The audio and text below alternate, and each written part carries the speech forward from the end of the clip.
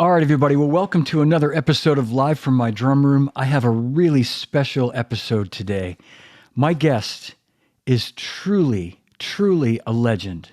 The great Gene Chrisman, who I've been trying to get on the show for a long time, is here with me today. Gene was a member of the Memphis Boys, house band at American Sound in Memphis, and in a short span of 5 years, 1967 to 1972, the Memphis Boys recorded an unbelievable 122 hit records with artists ranging from Elvis Presley, Aretha Franklin, King Curtis, Neil Diamond, Dusty Springfield.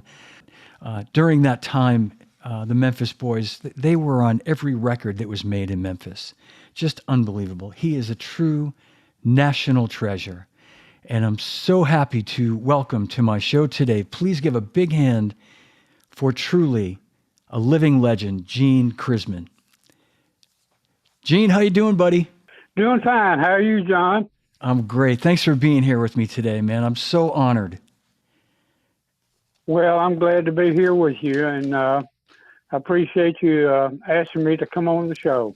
Oh man, thank you. As I was introducing you, I was telling everybody, we talked about this a few years ago, and I've been wanting to do this for a long time, and I'm just so glad we figured out a way to do this with the phone call. And and so many people are watching, and you have so many fans out there. I just want to tell you that right now.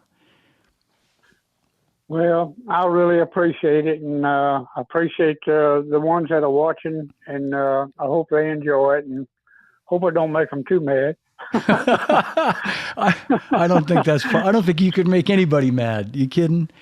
Oh man. What? So Gene. Well, I hope not. Yeah, no, I know you won't. I want to jump in first of all. You mentioned something the other day when we were talking, and you mentioned you're going to be turning 84 this August, right? Is that correct? Yes, the 8th of August. 8/8. Wow. Well, I'll 8/8, and then I'll go to Graceland on the 12th and play down there on the 13th. Just play 4 songs and talk a little bit, and then I'm through. And then come home the 14th. Great. So, yep. 5 days after, another year older to go play a little more music. Fantastic, man. It's so great to hear that you're still playing music, and I'll bet you're still playing as great as ever too. I'm going to look for some YouTube videos of some of these concerts you've been doing, and I'm sure you still got that feel and that swing, man.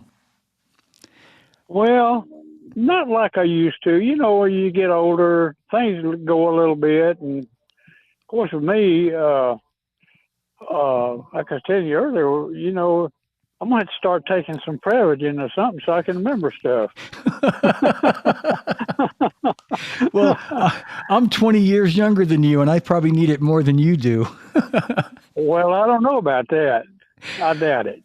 Oh, man, too funny, too much. Well, so just to give an idea I'd like to know, and I think everybody watching would like to know, how old were you when you started playing drums, Gene?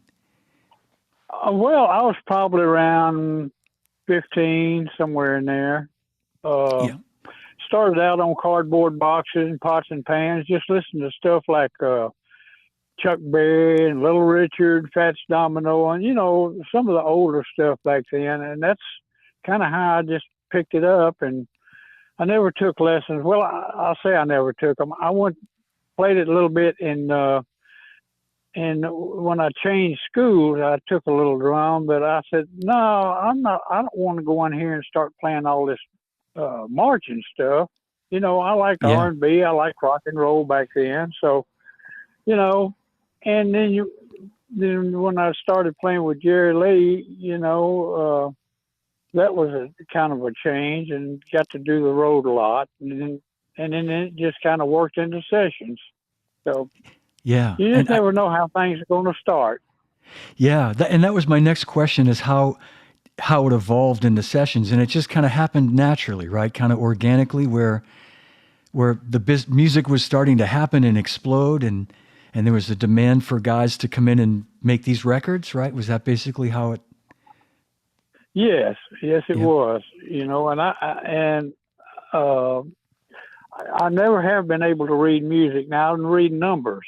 I can read numbers, but having to play to something that was written out, what you have to play, that would be out of my league. In fact, it was out of all of our leagues except for the bass player Mike Leach. Now he could read music, and he could write charts. Our bass player back then, but the rest of us, if we had to read music, they wouldn't have hired any of us. Wow. And was there ever a time when you guys went in for a session and somebody brought in a chart and said, was never, so in other words, that was really never a problem for you or the other guys that didn't read music. You could just go in and. No, we just kind of played off. We just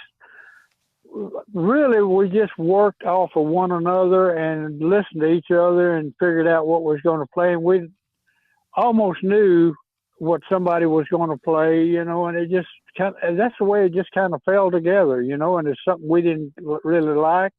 We'd try something different till we got a feel that we thought we'd like, Yeah. Wow. And so did the Memphis Boys form, you guys were like a band before you started recording all those records at American Sound, right? That was like, you were like. Now, Bobby Emmons and Reggie, the organ player and the guitar player, Reggie was the guitar player and Bobby was the organ player, Bobby Emmons. And they worked at High for a while. And I was playing clubs, and then I got hired by Chips. And when we started out, it was Bobby Emmons on organ, Reggie Young on guitar, Tommy Cogbill on bass, and myself. And that's how we started, just 4 pieces. And then later on, we had Mike Leach to come in to play bass, and we had Bobby Wood to come in to play piano. So that's the way it all started off. But we never were. Now, I did do some work with Tommy Cogbill, the bass player. We played the Peabody Hotel and different clubs, and then Tommy really was the one that introduced me to Chips and got me started with Chips, the producer. Yeah, and so everybody watched. Yeah, Chips Moman was the producer, and was he kind of like an arranger too for a lot of these songs, or? Some of them he was, and a lot of it was done just with the band, Yeah. We figured out stuff, and Chips, of course, he had ideas, that we'd listen to and do, but not a lot. It was mostly all the band that just kind of worked the songs up. So as an example then, Gene, I'll just, off the top of my head, a song that I just absolutely, one of my favorite songs, period, let alone one of my favorite songs you played on, Son of a Preacher Man, Dusty Springfield. Dusty came over from England, from London to record. And was that a song that was sort of already written and you guys kind of had an idea of how it went, or did you kind of write that in the studio, or? Well, we just kind of put it together in the studio, Wow. Yeah. It just kind of worked out that way, and a lot of times what you have to do, you have to listen to the singer and listen how the song goes. That's always been my way of thinking how to record a song. Listen to the singer, play to the song. Yeah. You just don't beat a song to death right off the bat. And some of it you got to start low, start simple. And a lot of times, I'd lay out of a intro and I'd lay out of a first verse if you had 2 verses. It all depends on the song. Yeah. To me. Yeah. Yeah. Gene, I've been listening to your drumming my whole life, really, as long as I've been playing the drums and even longer than that. But lately I've been listening to so much of the music that you recorded, and you have such a unique style. And what you just said is so key, because I hear that in so many of the songs you played where you lay back in certain places. And what that does is when you do finally come in, it's so explosive and so special. I was listening to Kentucky Rain, and you're just letting Elvis take that vocal, and it's, you're letting him shine throughout the song. And then at the end of it, it's like you go to this other gear where you start playing all those fills, and it takes the level of the song to another place.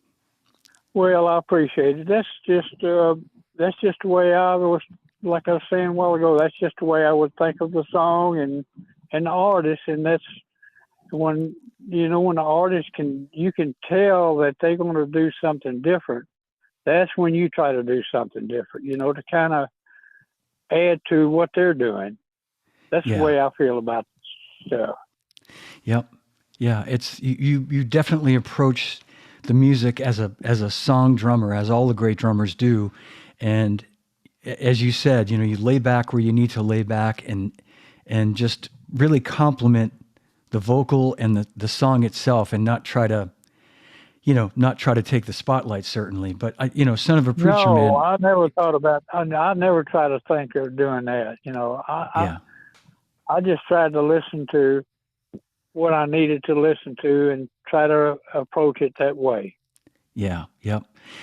Absolutely. And I was just going to come back to Son of a Preacher Man, because I think, you constructed a drum part. Many people, myself included, Gene, have taken that song apart. If you go on the internet, you Googled that song, and put drums, you'd see all these different people playing their version of it, their take of what you did and breaking it down. And I've heard many bands play that, as I'm sure you have.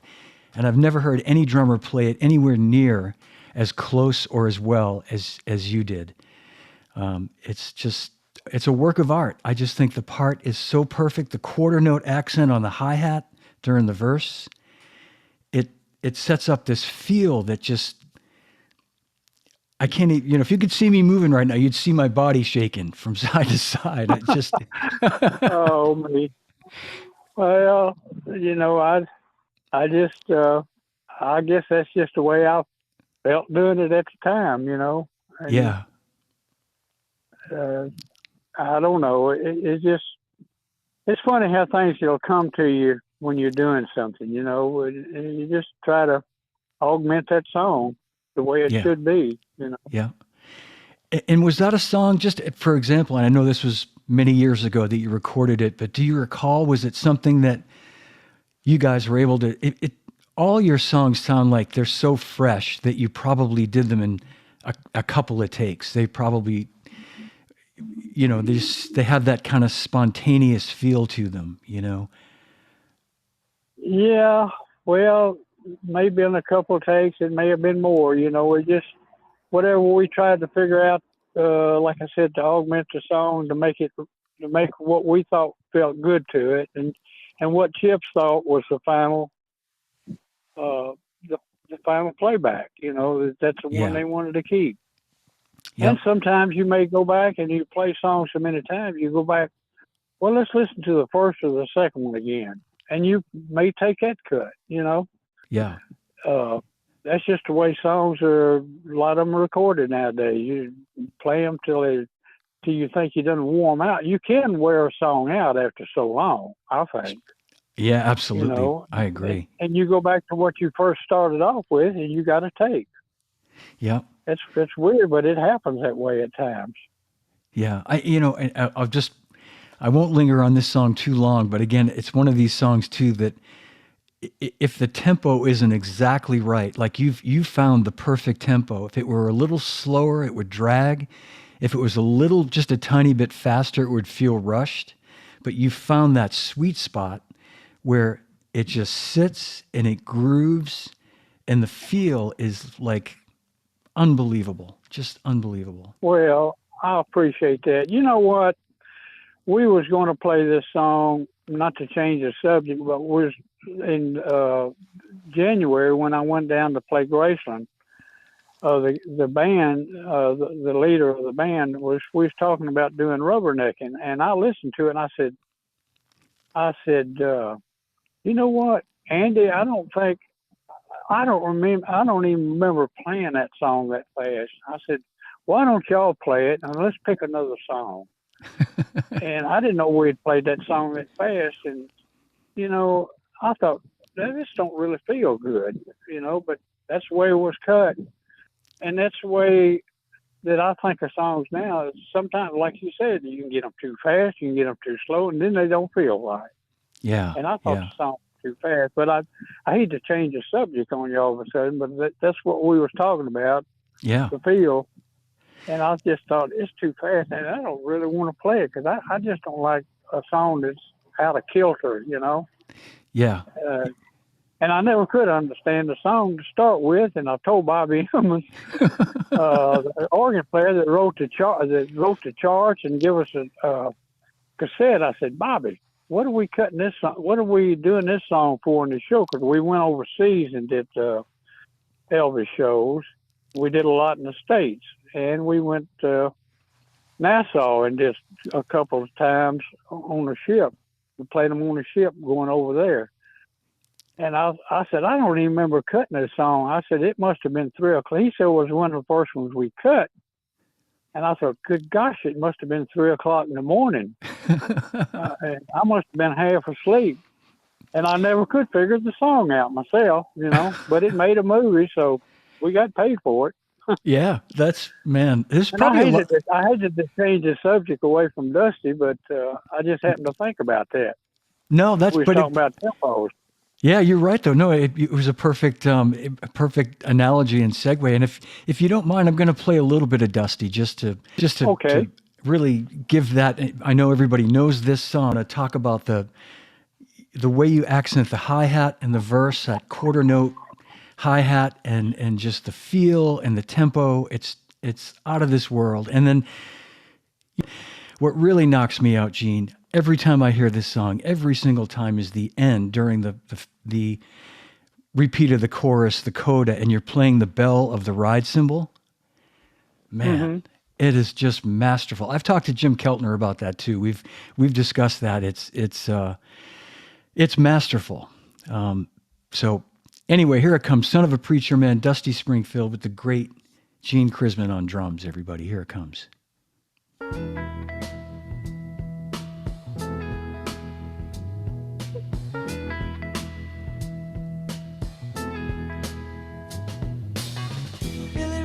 Preacher's son, and when his daddy would visit, he'd come along.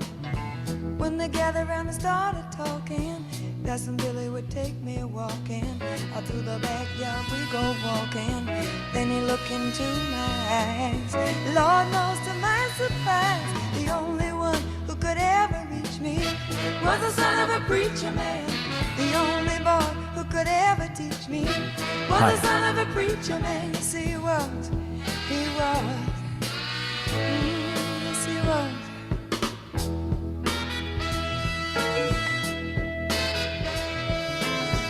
Being good isn't always easy, no matter how hard I try. When he started sweet talking to me, he'd come and tell me everything is alright. He'd kiss and tell me everything's alright. Can I get away again tonight? The only one who could ever reach me was the son of a preacher man. The only boy who could ever teach me was the son of a preacher man. Yes, he was. He was. Lord knows he was. Yes, he was. How well I remember the look was in his eyes, stealing kisses from me on the slide, taking time to make time, telling me that he's all mine, learning from each other's knowing, looking to see how much we Here it comes. The only one who could ever reach me was the son of a preacher man. The only boy who could ever teach me was the son of a preacher man. Yes, he was. He was. Oh, yes, he was. The only one who could ever reach me. He was the sweet talking son of a preacher man. The only boy who could ever teach me. I guess he was the son of a preacher. The only one who could ever move me sweet was the son of a preacher. The only one who could ever move me was the son of a preacher man. The only one who could ever reach me. Oh, man. That song gets me every time, Gene. Every time. Well, I appreciate it. I didn't think I did a whole lot to the song at the time, you know.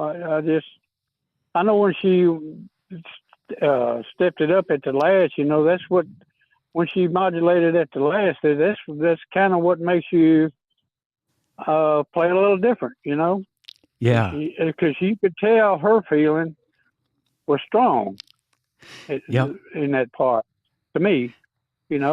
And so you guys, so you tracked that song together. Did she sing it live with the band, or did she overdub the vocal on top of the music? I think. Well, I had heard when she went back to New York. Of course, Jerry Wexler was here when we cut that.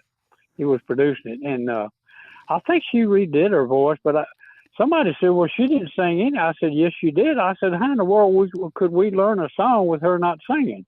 Yeah. Yep. I said, "That don't make sense to me." I said, she had to have been singing it, or we wouldn't know what to play. So she did sing on it. Yep. But I think she did some vocals. Wow. So you kind of answered the next question I was going to ask you, and that is, after you recorded that song, did you ever imagine that it would be almost 60 years later, you'd hear it on the radio every day, and it would be still just it'd have the longevity that it's had all these years? No, I had never thought of that. It took me years to figure out, it was just like we were working, putting a roof on a house, for instance.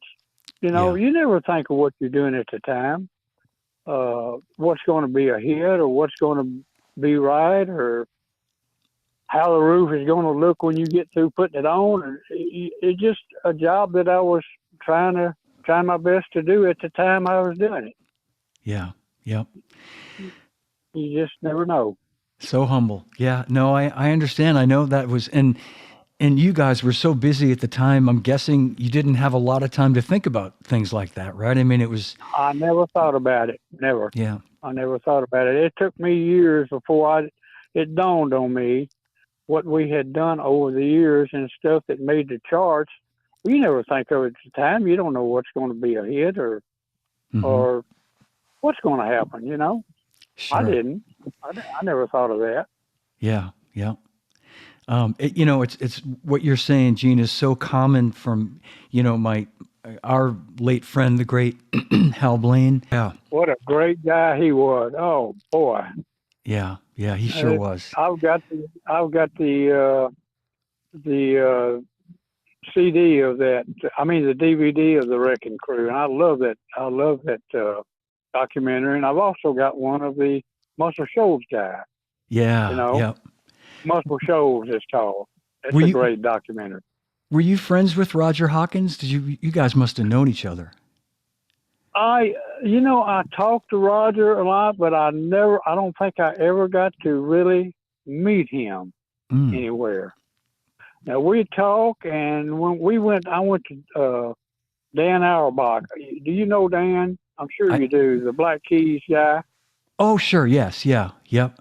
Yeah. Well, we went down to Muscle Shoals, and we cut at that studio where David and Roger and them had built that little studio. We went down there and did some recording on some people. And we couldn't get, this was later, this was a few years back. And Roger wasn't in good shape at the time, and he wouldn't come down. He just wouldn't hardly get out of the house. Yeah. But I did get David Hood.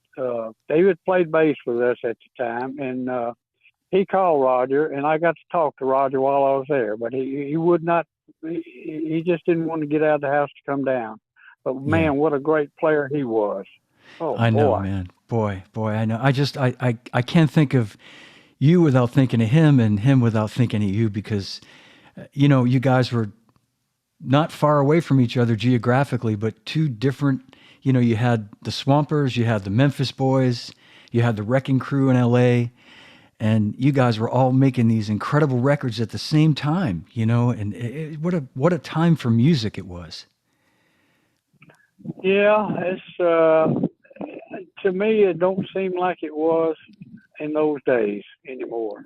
Yeah, I don't know why, but that's just the way it was at the time, I guess. Well, things change, things are going to change.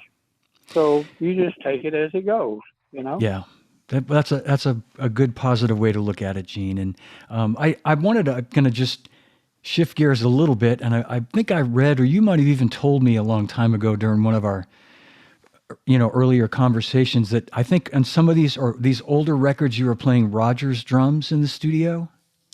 Does that sound? That's what I played in Memphis. That was Yeah. my drums in Memphis. I just had a bass drum, a snare, Rogers Dynasonic, and 2 toms, Mm-hmm. and a couple of cymbals. That's all I had. I had a crash and a ride, and of course a hi-hat. Yeah. Yep. I didn't have a big set, and I don't only think we used about 3 mics. We had an overhead mic, a snare mic, and maybe a hi-hat, bass drum. Mm-hmm. Had a bass drum and overhead, and maybe a snare mic that picked up the hi-hat. I can't remember if we had a hi-hat mic or not at the time. I just don't remember. Yeah, It's sure. been too long ago to remember. No, I understand, but so you answered a question I was going to ask. I remembered you telling me they were Rogers drums, and I wondered if the snare was a Rogers Dynasonic, and as you say, it was. It was, So, yeah. yeah. Yes, I gave it to Joe Chambers at the Memphis Musicians Hall of Fame. I gave it to him. What happened, after all those songs that we recorded, you know how snares will break Mm-hmm. on the Yeah. bottom, and I'd cut them off.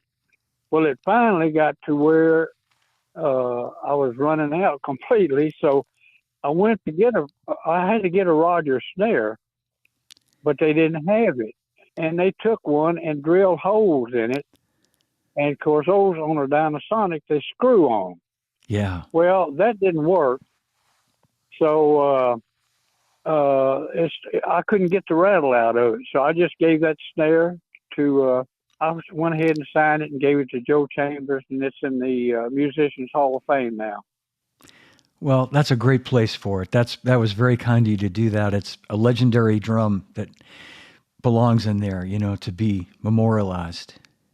So, yeah. Well, he was asking me if I had anything to give her at the time. Of course, I had gotten rid of my Rogers snare, and so I just said, "Well, shoot, yeah, I've got something. I'll just give you the snare because I can't get the buzz out of it, and nobody's gonna play it down there, Yeah. So I just gave it to him, and so then I got me a set of Gretsch drums, and then of course, when they inducted me into the Musicians Hall of Fame here, DW called, and in fact, Danny Serafin is one told me, he played for Chicago. Yes. And he talked to me the next day. He said, I had met him the night before the induction. We were rehearsing, and we got through, and then he came in, and he said, I met him that night that we rehearsed, and he was playing behind somebody. I can't remember who it was. And the next morning we met to do the rehearsal and the sound check for the show that night for the induction at the Skimmerhorn. He said, wait just a minute, I want to tell you something. I stopped. We got out of the car.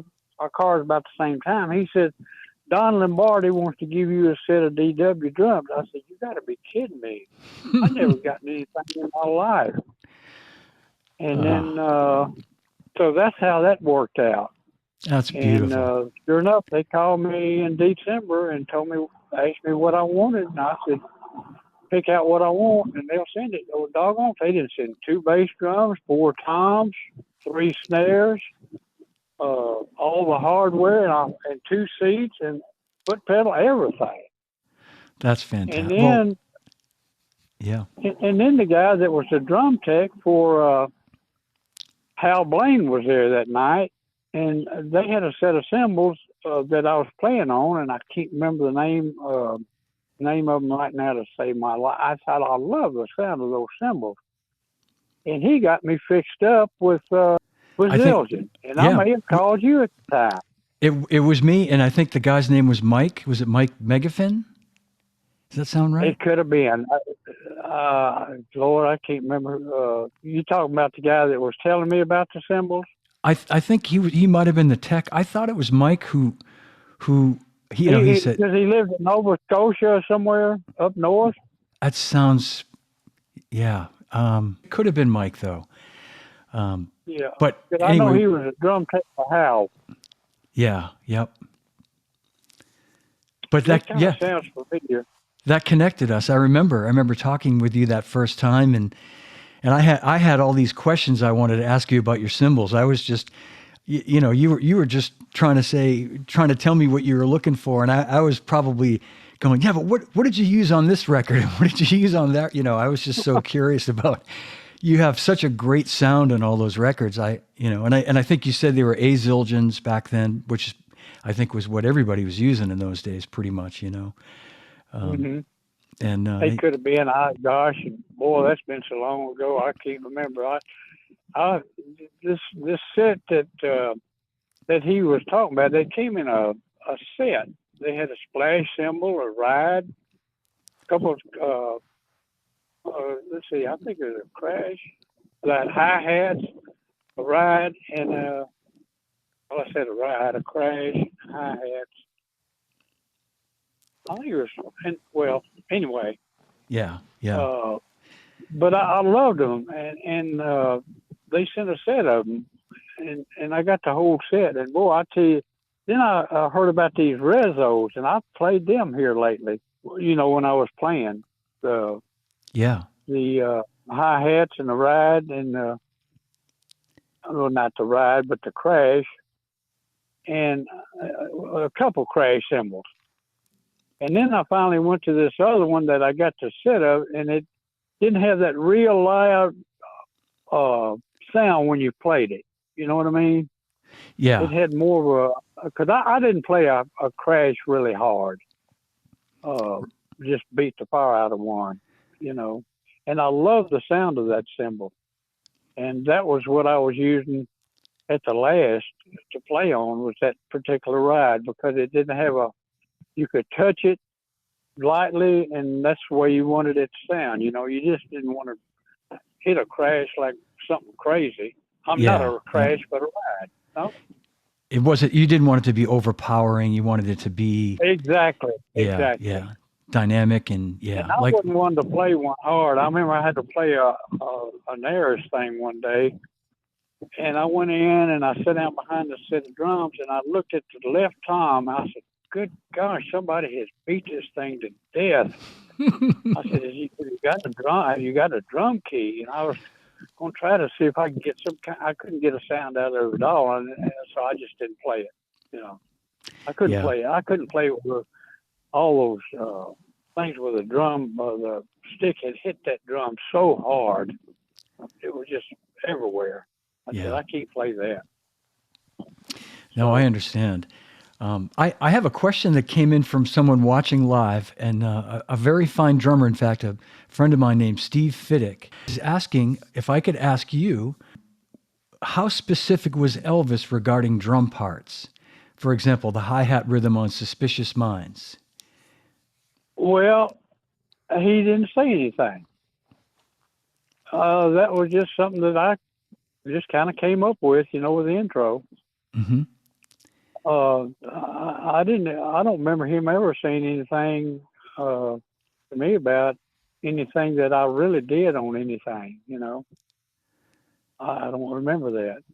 And I'm guessing if he didn't like it, he would have said something, right? He would have let you know. Probably, but I don't remember him ever saying anything to whatever I played on stuff,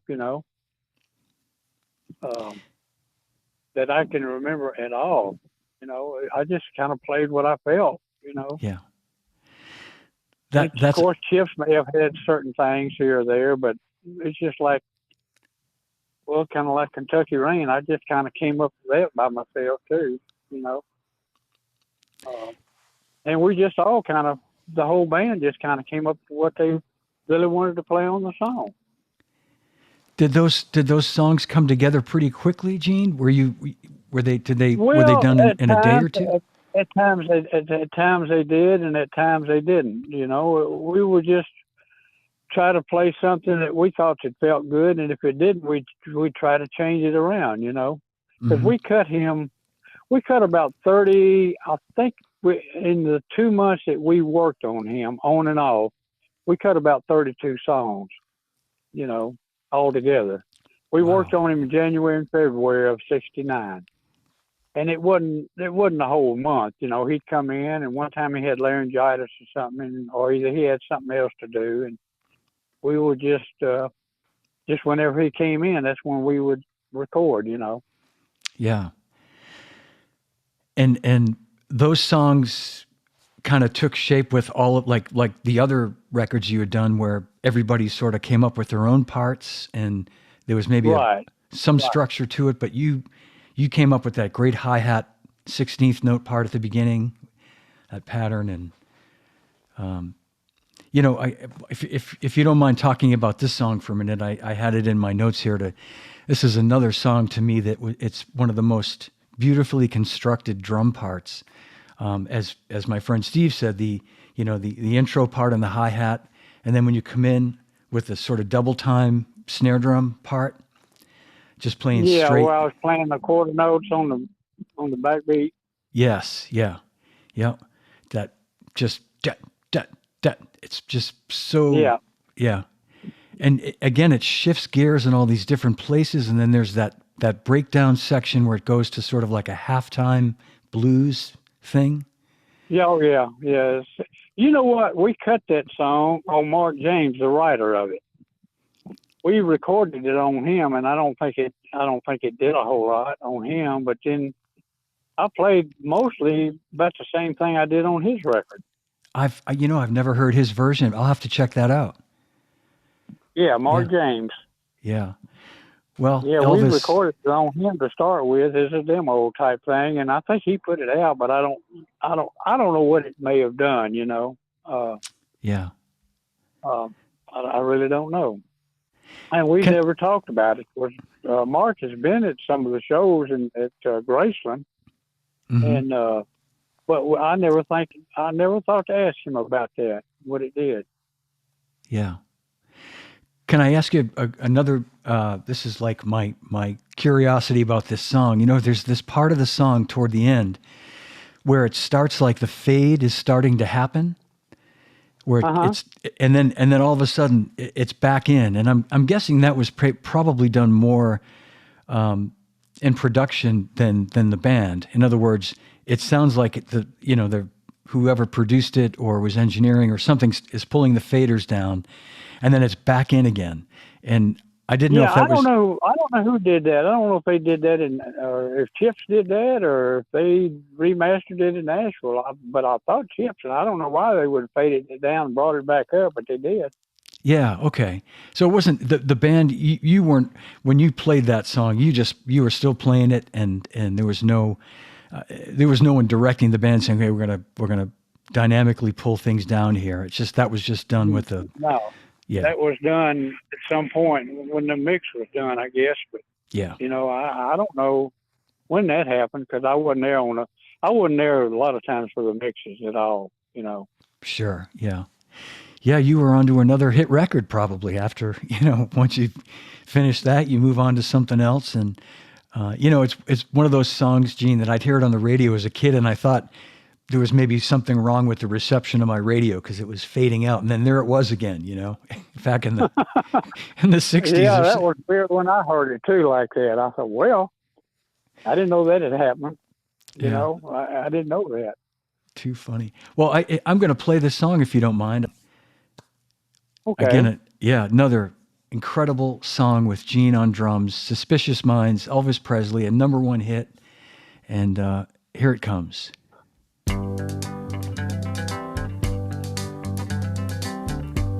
We're caught in a trap. I can't walk out because I love you too much, baby.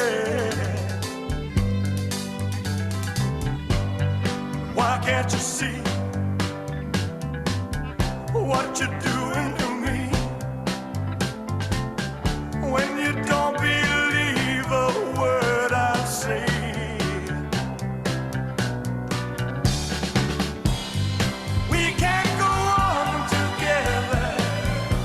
Suspicious minds.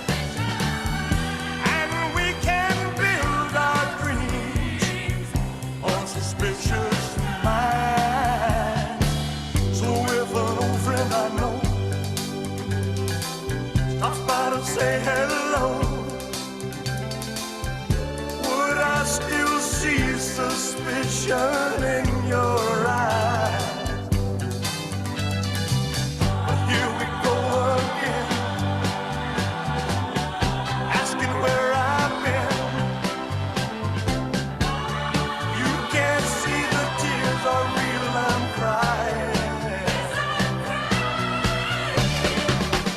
We can't go on together with suspicious minds, and we can't build our dreams on suspicious minds. Won't let our love survive, or dry the tears from your eyes. Let's don't let a good thing die. When, honey, you know I have never lied to you. Yeah, yeah. We're caught in a trap. I can't walk out because I love you too much, baby. Why can't you see what you're doing to me? When you don't believe a word I say, don't you know I'm caught in a trap? I can't walk out because I love you too much, baby. Don't you know I'm caught in a trap? I can't walk out because I love you too much, baby. Don't you know I'm caught in a trap? I can't walk out because I love you too much, baby. Here's that fade right there. Caught in a trap. Come on back up. Yeah. I can't walk out because Pretty genius, actually, when you think about it. much, baby. Don't you know I'm caught in a trap? I can't walk out because I love you too much, baby. Don't you know I'm caught in a trap? I can't walk out because I love you too much, baby. Wow. Gene, wow. Sir, That's I the am first just, time I've heard that. That's the first time I've heard it that low in a long time when it goes down. yeah, yeah. It really seemed exaggerated there, didn't it? It really seemed really low. And then, it really was a genius move. If it was Chips or whoever did that, it was really beautiful the way that does that. It creates this kind of excitement, when it Yeah, comes back. I didn't know it happened until after it come out. Yeah. And they never put that. I guess they've got it on some album somewhere, but that was I think Any Day Now was the back of the side of that. I think I'm not sure. I don't remember what the back side was, but there was on the two albums that we cut. Oh, okay. The Elvis in Memphis and Elvis Back in Memphis. In the Ghetto was, and I think Kentucky Rain was, but I don't remember. Suspicious Minds wasn't. It was a single. But Right. they have put it on other albums, that later on in the year they put different songs on it. Sure. Yeah. Yeah. It's probably on every one of Elvis's greatest hits. Whenever you see any of those, best of, that's obviously one that's it on could have there. been. I'm sure it was. Yeah, I've seen it on some. When I was at Graceland, I just kind of looked at some of the albums, seen what all they had put on them, and there's just different songs. Some of his big hits. Sure. Yeah. And one of my favorites was he did was "It's Now or Never." I've always liked that song. Yeah. For some reason. he had You so know? many. I mean, when you think about all those songs, Oh but boy, gosh. yeah, yeah, that's a Yeah, we great played song. one time at Graceland. We had oh shoot, I can't think of the bass player right now. Just set my mind. And the guitar player, James Burton, Oh yes, and yeah, they played a song I had never heard in my life, and I heard one the other day I'd never heard. I mean, he cut so many songs, you know. yeah, Of course, they had some to come in the studio at the time too. That Bobby, I think Bobby, somebody asked Bobby Wood about one of the songs. He said, "What do you think about that, Bobby?" He said, "I don't think we need to cut that song." Oh, they had. Oh, there's some rough songs at times, and I understand Elvis. Some of the movies he made, he didn't care for, and a lot of the songs he cut, he didn't care for. hmm. So, Do you you think know, but that's it was maybe go ahead. he not that it was beyond his control, but he basically was not really able to sort of make those decisions on his own to say, I don't want to do that. I don't want to No, cut right. that. Yeah. Yeah, Yeah. that's what I understand. You know, Yeah. I've read that in some books, and I don't know. It's just some of them weren't good, you know, and I think we cut a few that wasn't that great either. So, I don't. But that's you got to cut something, you know, what they want, you know. Hmm. So Well, you that's got just the way it goes. you made plenty of good ones, Gene. And I have to ask you about that song. Did you have any kind of sense after you'd done that, like, I know you're such a humble guy, but any feeling of like accomplishment, like, wow, guys, I think we just made this is going to be a big hit. Did it kind of feel that way? Never thought of it. Never thought of it. I Wow. didn't know. I Yeah. just didn't know. You Yeah. know, the only song that I really picked, well, not really picked, but I told Dan Penn produced the Box Tops, you know. Hmm. And when we could Cry Like a Baby, I told Dan, I said, Dan, that thing feels pretty good. I said, he could probably do something. I didn't know at the time what it might do, but it just felt good to me for some reason. And that's why I liked it. You know, Yeah. Yeah. it's just one, that's the only song that I ever said anything about that I thought that felt so good, you know, Wow. about. Yeah. But that was just my feeling at the time. Well, I'm gonna play a little bit of that now that you say it. I didn't have that on my list, but I'm glad you mentioned it because this is about you, and this show is to talk about you today, and I'm glad you mentioned that. So let's just play a little bit of "Cry Like a Baby" by the Box Tops. Okay. All right. Love this song. Thank you. Yeah.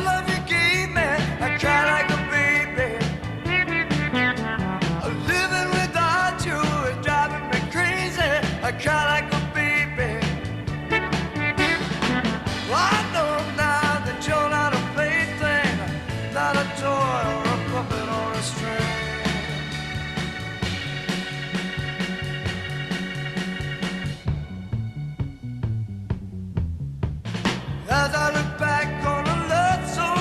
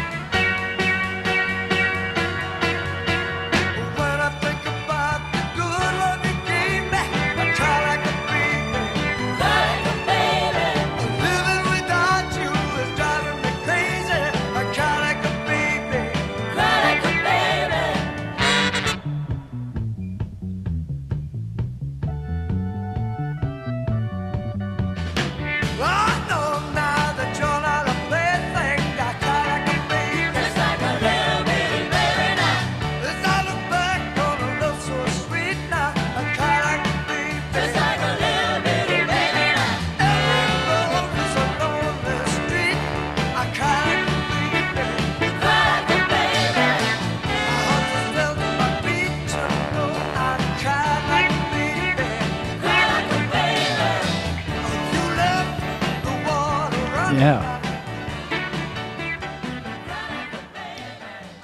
Well, you know how to pick them, Gene, because that was a big hit and a great song. So yeah, you called it.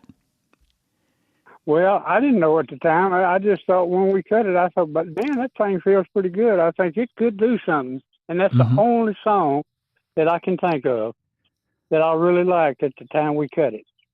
Boy. And now it seems a little faster to me than I remembered. Well, it's funny. I find now I got that from iTunes, and I find a lot of these songs have varying tempos. It's weird. I don't know. I don't know. This could be just me being, having a conspiracy theory about it, but I feel like some songs are faster than I remember them being, or slower, or different. And I'll hear a song on the radio sometimes and go, "That's way faster than the version I have in my iTunes music catalog." I know. Yeah. And you never think about that when you do it, Yeah. Well, speaking of that, I just have to tell you, and this is something I wanted to say right from the beginning. You were born to be a drummer because your time, I know we talked about this. There were no click tracks when you made these records. This was all you, Gene Chrisman. You're human. And the time, in all these places where most mortals like me would have a tendency to want to speed up at a spot because it gets more energetic, and it's, you're getting into the chorus or the instrumental, and it's everybody's just feeling more up. But you always manage to hold it down. You keep the time so solid, so steady on all these songs every time. Well, I tried to, and I noticed some of them that I listen to now back that I could tell it comes up a little bit, But I guess that's just human nature and the way you're playing the song at the time, And like I said, I was telling you last time I talked to you, I didn't even know what a click track was in Memphis. Never heard of one. Yeah. And of course, we didn't have nothing on the board to point us in that direction. And sometimes that gets, to me, a lot of times it gets kind of mechanical, you might say. You know what I mean? Absolutely. Gotta be so perfect. But that's just the way I feel. I think I told you about my friend that they wanted to take it down a half a beat. And I said, a half a beat? How in the world are they going to tell the difference in a half a beat? I know, half a beat.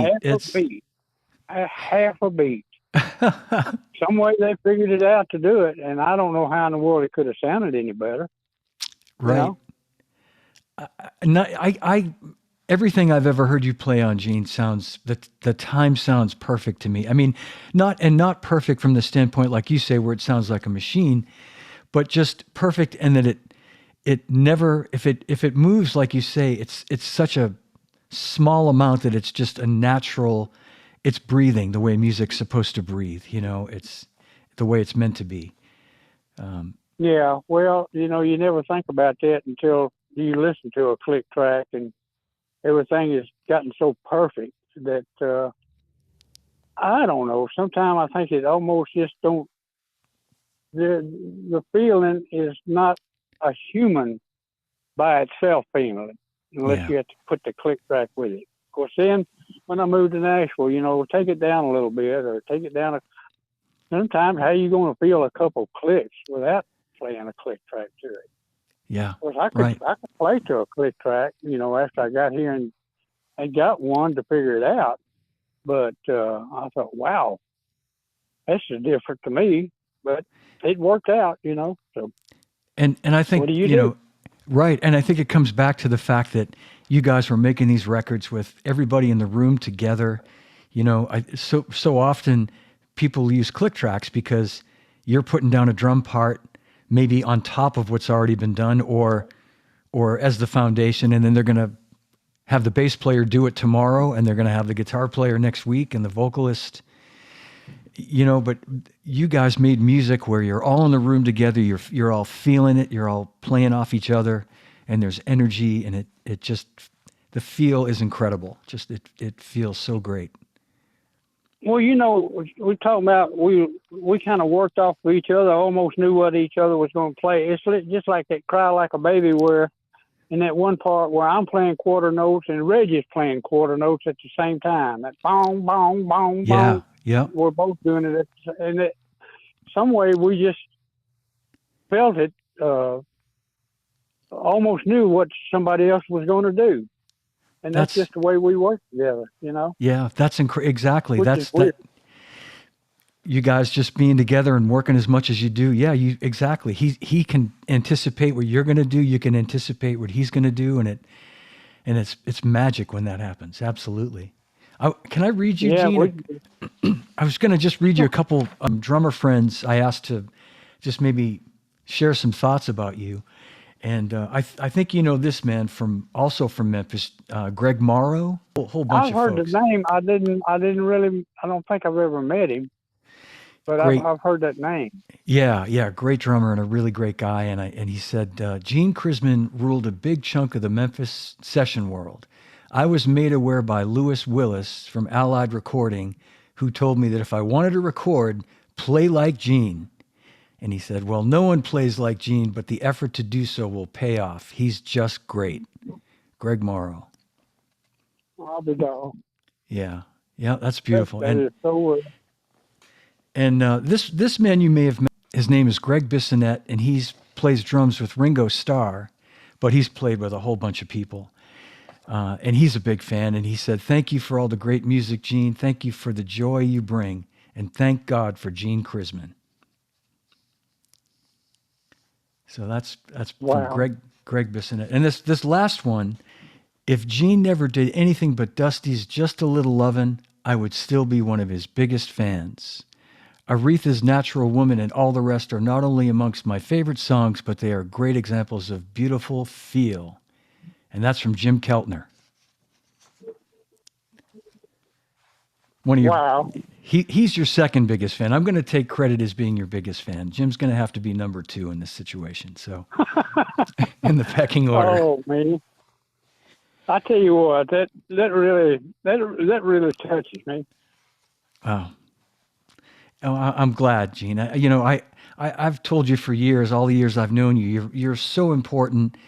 You really are a national treasure. I mean, drummers that may not know your name right away. You just mention a few of these songs and they go, oh my gosh, that guy is amazing. But drummers who know who Gene Chrisman is. And I'm happy that we're doing this today, that we can continue to talk about all the great work you've done.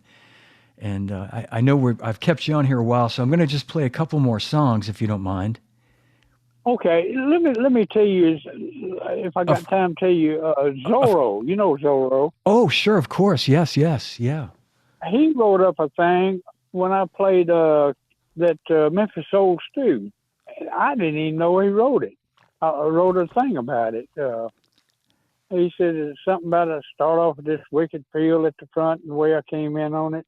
Yeah. You probably, I don't know if you ever heard Memphis Soul Stew or not, but I sure have. The intro when I come in. Yeah. King put that together when we was eating lunch at the restaurant, and then we went back over and he was doing it like a recipe. That's the way he put that thing together. No kidding. And we went and cut it. It happened that fast. Wow. It happened that fast. Man. Yeah. Well, I was going to play that, so I'm going to play it right now. It's perfect. Thank you for that great setup of this, another classic recording, Memphis Soul Stew, King Curtis and the Kingpins with the great Gene Chrisman on drums, the Memphis Boys.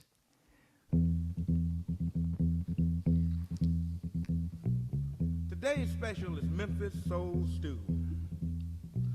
We sell so much of this, people wonder what we put in it. We're going to tell you right now. Give me about a half a teacup of bass. Now I need a pound of fatback drums. Here we go.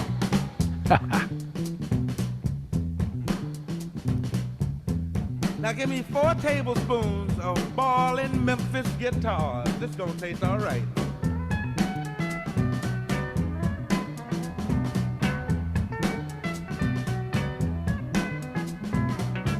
Now just a little pinch of organ.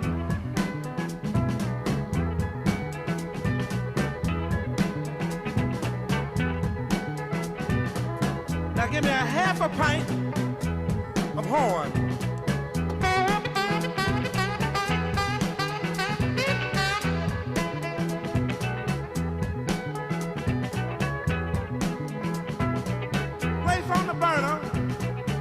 spring to a boil. That's it right there. Now beat well.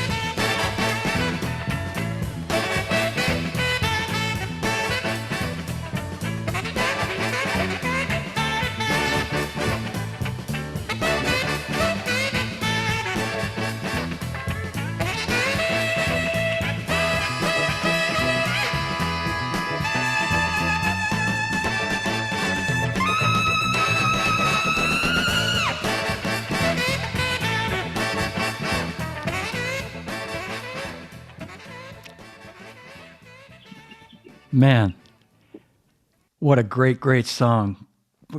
I mean, the whole band's cooking, but another example of you taking it to another gear toward the end there, where you just start playing those fills and just lifts the song up. Beautiful playing. I Gene. just didn't know what I was going to do. Oh, I had no idea what was going to happen next.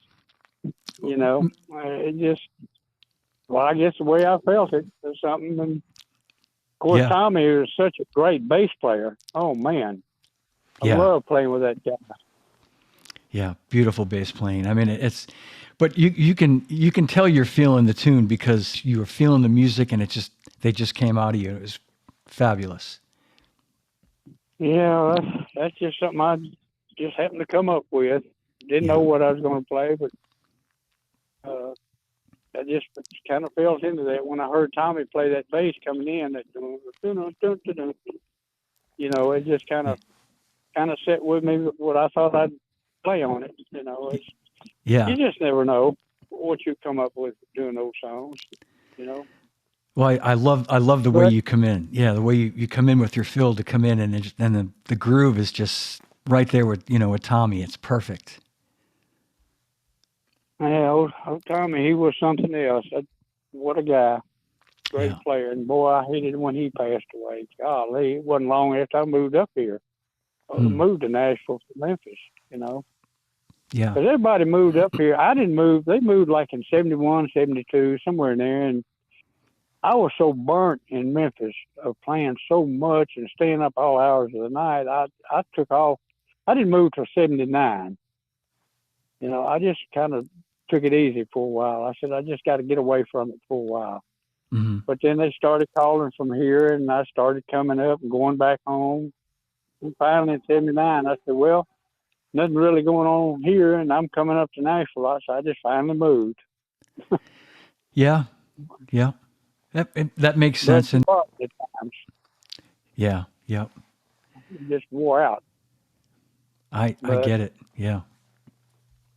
Absolutely. And I've never really been one to practice. You know, I'd sit my drums up and try to play to something off for about 5 minutes. I said, you know, I've got nothing to go by. I'm just listening to a record. So everything I've done was just more or less what I did. You know, I didn't know what to do, you know, and I'm not no real fancy drummer that plays like some of these guys. Never have thought I had been. I just played what I thought would feel pretty good, you know. Try to do the best I could. And I guess a lot of songs it worked out on, you know, that like I say, you never think of till years later what you've done. Yeah. And then of course, like I say too, you know, tempos are probably here and there, you know, but so be it back then. Yeah. Well, I just got to say, Gene, it absolutely worked out well, and you're such a natural. I mean, it's so obvious that's, it's just like it's in your DNA to know what to play at the right time and what not to play, and that's I think you have to be born with that. I think if you'd taken drum lessons and studied, I don't know how much of that you would have learned that you didn't already know. You know what I mean? You had that instinctive ability to just know how to play with people and how to complement what the lead player was doing at the time, whether it was the saxophone or the guitar, staying out of the way of the vocal and all those things that people study, but might not know naturally that you just knew to do it instinctively. Well, like I say, I just tried to do what I could, and you never know what's going to happen at the time you're doing it, or what it's going to do, or I don't know. You just never know at the time. Yeah. Yep. Yeah. I've played on some bad records too, and boy. Well, I won't mention it. There was one that was pretty rough. I can say it like this. There was some 2/4 bars in it, and the guy had written out the charts and everything with the 2/4 bars, and we tried to play it, and doggone if they wouldn't sing a 4/4 bar. And this one particular guy that produced it, he said, when we got through, he just shook his head. He said, "I'm going home now and open my bottle of wine." I thought, whoa. I said, I guess I can kind of understand, It wasn't played the way it was written, and that's the way they sent the tape, and he wrote the charts to it. And I won't get into who it was or nothing, but he was right. Yeah. I mean, not about the bottle of wine. Well, that was his fault. It's not mine, because I don't drink anyway, So, no, but he was right in that he knew. Yeah. He knew what he wrote was right and what they sung was wrong. Yeah. That was the problem. Yeah. So I'm sure there's, I'm sure there were a lot of those situations where you went in and you were hired to do the job and you did it as best you could, but at the end of the day, right? I mean, it's those kinds of things are beyond your control. Oh, yeah. Yeah. Yeah, there were certain songs that I had this guitar player on, and he would rake the strings. And when I got through playing that night, my shoulder blades and all was hurting trying to play some kind of time to it, Yeah. But when you rake a string instead of attacking a rhythm guitar, boy, that hurts. I mean, you're trying to keep time, and you get a ling, ling, ling, ling, and I thought, oh my gosh. that wore me out. Oh, man. Kind of weird what you go through at times. Yep. Yeah, exactly.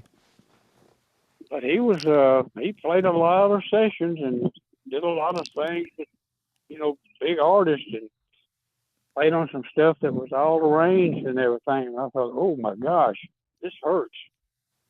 Yeah, I'd walk out of there at night and I was hurting. But, I guess people walk out when I play too. They was hurting. Oh my gosh, you're too funny. Well, I'm going to play a couple more songs as we start to wind things down here. I just even just a little bit, because these are just classic songs that I can't emphasize enough just the beautiful drumming that you contributed to making this music. So I'm going to play Natural Woman by Aretha Franklin, which is just such a beautiful song, and your playing is just so perfect. Boy, what a woman to play with. Yeah. Looking out on the morning rain, I used to feel so uninspired. And when I knew I had to face another day, Lord, it made me feel so tired. Before the day I met you, life was so unkind. You're the key to my peace of mind. 'Cause you make me feel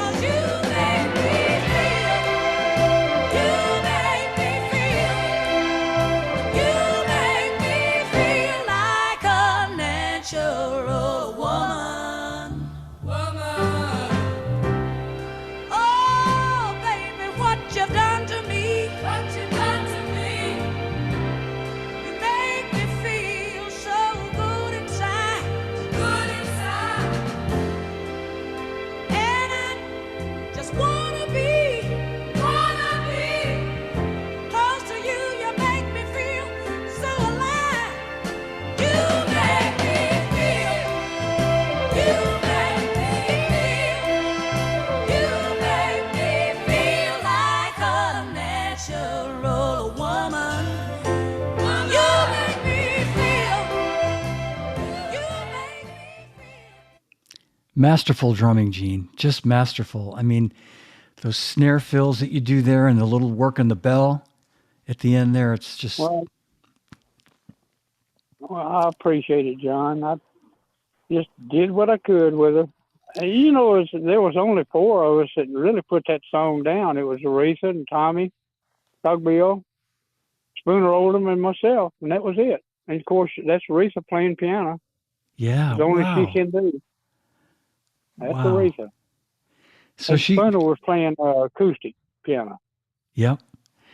So did she play the piano on the rhythm track with you guys, like as part Oh, of yeah. the basic Yeah. track? No. Yeah, she played on the basic track. That one and I think I told you once before. I only cut 3 songs with her. There's that one and Dr. Feelgood and Soul Serenade. That's the only 3 I cut. Yeah, yeah.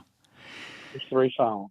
Well, still, man, I mean, there's so many songs, and just today I learned more songs that I love, that I've listened to since I was a kid. All the B.J. Thomas hits, like I Just Can't Help Believing. Another Done Somebody Wrong song, that was you as well. Right. And Hooked on a Feeling. And Hooked on a Feeling, and Good Time Charlie's Got the Blues by Danny O'Keefe. Yeah. Yeah. Yeah, Old Danny. yeah. He was a good guy. That's He a was beautiful. good guy. There were some good ones. Yep. And I'm going to play a little bit of this song that all my hometown Boston Red Sox fans can appreciate. And you know the song I'm talking about. Yeah, I knew what you were going to talk about right off the bat.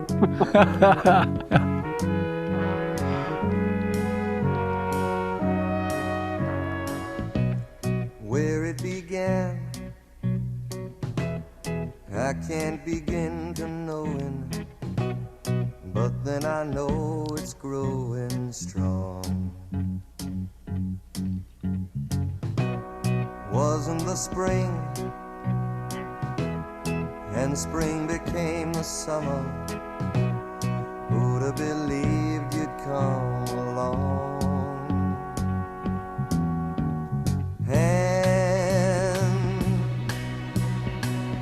Touching hands, reaching out, touching me, touching you.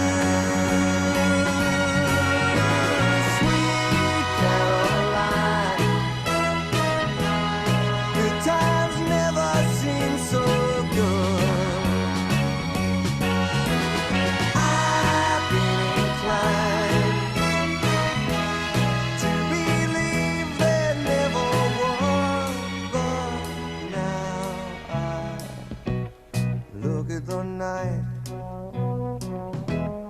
and it don't seem so lonely. We fill it up with only 2. And when I hurt, hurting runs off my shoulders. How can I hurt when holding you? Warm, touching warm, reaching out, touching me, touching you. Sweet Caroline, good times never seem so good. You know, Gene, that song, it's such a great song, first of all. You know, just a classic by every measure, you know. But you're playing on that song. It's, again, another beautifully composed drum part that I don't know that people ever, if they ever stop and really break it down and listen to what you play on that song, with the little bass drum part where you're just playing the hi-hat and the bass drum in the beginning and those little fills in the tom-tom. Mm-hmm. It's beautiful. And then you get to the... I'm sorry, go ahead. When we was going to record that song, I think we had cut most of the album on Neil, and Tommy Cogbill produced that. Him and a guy named Tom Catalano on Uni Records. And Tommy said, "You got anything else?" And Neil said, "Well, I've got this song, but I hadn't quite finished it yet." And Tommy said, "Well, let me hear it." And I don't think Neil wanted to record it because I don't think he had finished it, and we cut it. That's how that came about. No kidding. Yes, sure is. That's unbelievable. I mean, and it turned out to be, it's probably his biggest hit, or it has to be one of the... I don't know. I don't know what his biggest one. I'm sure he's had some bigger, but, you know, I think it's done pretty good from what I've heard, you know. Yeah, yeah. I love where it swings like crazy. I guess that was the point I was trying to make, was you get to that part where you're playing the ride cymbal and the cross stick as you're coming into the chorus, and it takes another, again, the song goes in a different direction from the straight part that you're playing, the hi-hat, boom, boom, and then it just swings, and it's beautiful. It's just such a great drum part, great song. Well, thank you, John. I appreciate it. Yeah, that's another one we just happened to work up, you know, and it worked out, I guess. And I'm glad Tommy made him cut it, you know. Yeah, me too. Boy. Yeah, he said, "Well, let's cut it." So, yeah, you just never know what's going to happen in the studio sometime, do you? No, I guess not. But like you say, it's you know, you start to feel things, and somebody has an idea, and a song like that happens that might not have otherwise happened, you know, which is pretty amazing to think that. Yeah, well, you just never know what to do or what you're going to do when it comes to that part. You know, you just go ahead and do what you think you should do, or not do it, or whatever, you know, and it seemed to have worked out okay for Neil, you know. Oh, yeah. Yeah. But what a great guy he was. You know, we was doing Elvis about the same time we was cutting Neil, too, somewhere in there. Is that right? Wow. Yeah, and I'll tell you, somebody that came in, or that called the studio, we was cutting Roy Hamilton. You remember Roy? I don't know if I know Roy Hamilton. Did you ever hear of a song called "Don't Let Go"? Yes. Hear that until it's 10 o'clock. Don't let go. That was Roy Hamilton. I don't know if you remember that or not. I remember that song. Okay, well, they had never met, and Elvis called, and he'd never met Roy, and he wanted to come to the studio to meet him, and he came down. And, of course, that cut the session back with Roy, but Elvis brought Roy a song called Angelica, and we cut that on Roy. And wasn't too long after we cut that, he had a record come out. I don't know if it did anything or not, but Roy passed away from a brain hemorrhage, I think. Oh, boy. And what a nice guy he was. Yeah. He was a great guy, but that did happen. And there's been so many cut, like there was a record we cut, or an album, whatever it was, we cut with Julie Andrews, and I couldn't tell you the name of it right now to save my life. Roy, Robert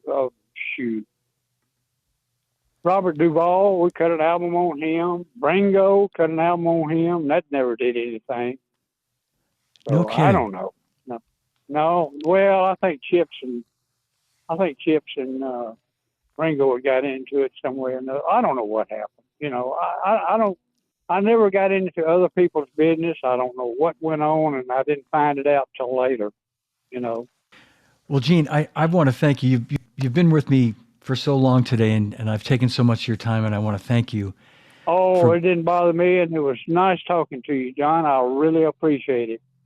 I really do appreciate it. My pleasure. It's just such an honor, and as I said early on, you are truly a national treasure. I feel so blessed to know you and call you my friend, and I've told you this before, and I'll say it again. you were an inspiration all those years ago, and you continue to be. I listen to you every day, and one way or another, and you just inspire me as a drummer and as a person, and I thank you. Well, I appreciate it, John, and I appreciate all of the guys that had wrote in and what you told me about Jim Keltner and another couple of guys. You know, I can't think enough about that, and I really don't know what to say. You know, Oh. it just what other people have said, and you know, it inspires me, and I hope they don't feel too bad about the way I played on some of the songs. You know, like I said, of the field maybe going up and down. I think I felt a little bit on Neil's too, but that's just that time in Memphis. Like I say, we didn't have nothing to play to. We just played what we felt.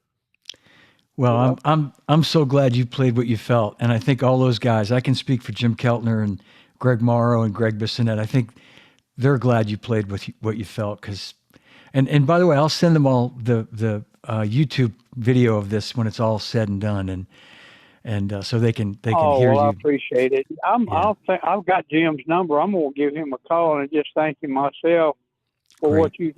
what you read to me. Great. That he would love that. That means a lot. That means a lot. You Great. know, and I don't forget those things because Man, you don't hear that from a lot of people anymore. You know, Yep. you just don't hear it. But that's okay. I mean, I've just done what I could do and what I tried to do, and that's all I could do. So, And I we're all just appreciate what you've done and what they said. well, great. And I'll just say that we're all thankful for what you've done. And I'm gonna end this live show. And then thanks for watching, everybody. All you folks watching, a big hand for the great Gene Chrisman. And Gene, hang with me for 1 second. Thanks for watching, everybody. We'll see you soon. Hey, everybody. John D. Christopher here, and I want to thank you for watching and listening to Live from My Drum Room.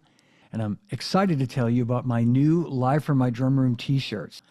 Made of 60% cotton, 40% polyester, a really soft cotton blend. And you can have yours for $25, including shipping, in the contiguous U.S. I will give you my Venmo information, which I'll also include in the description.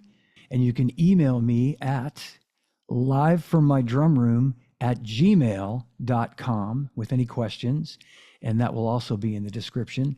So get your shirt while they last. They're available in extra small to double XL. So once again, thanks for watching. Thanks for listening. Thanks for subscribing. And don't forget to pick up your Live from My Drum Room t-shirt. All right, well, that's my show. If you enjoyed it, give it a like, leave me a comment. Please subscribe to my YouTube channel. And remember, all these episodes are available as podcasts on all the podcast platforms.